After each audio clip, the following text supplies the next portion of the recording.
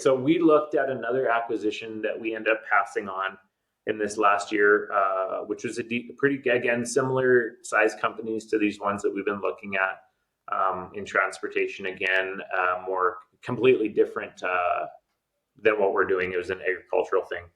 And when I looked at the company, I knew their culture was almost opposite to our culture. Like it was what I would have considered a turnaround as a company. Not that they were like necessarily in the tank or dying or anything, but I looked at their culture and I went, I would have to do a complete cultural turnaround. I'm probably going to lose a good percentage of their staff, whether I fired them because they don't fit or because they left because they don't like the way we do things. Yeah. And then I'm looking about having to replace all those people and the effort that that's going to take and the depth of our team and all these, again, the same questions. But then I'm going, okay, that culture is going to create such a disruption to us trying to overtake it that the chance of success was going to go way, way, way down, which means also the value goes way, way, way down because I might lose a bunch of the value in the process of doing this. And changing a culture is like a huge undertaking. It's not a small thing.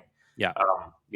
And this is what I'm seeing in this one that is really struggling right now is they were what I would call like mortal enemy competitors. Wow. Prior to this acquisition. And from a business standpoint, it just goes, oh, it's a beautiful acquisition. Exactly what they needed to do. Swallow that up, and it added a huge amount of business and customers and things to them.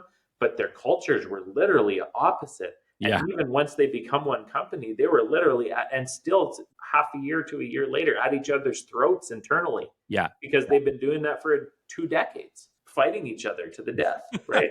And so I'm just like, man, taking that into account and considering what is going to be required, what's going to be done, the strength of the leadership required to overcome those types of challenges. I think people go, the deal works, the math works, this works, all the business part makes sense. We're just going to figure it out. And I'm going, well, this is why businesses are 60 to 75% failure rate, because they are not considering the logistics of what's going to happen. And they think they can just mow over a cultural core values issue when it's not that simple.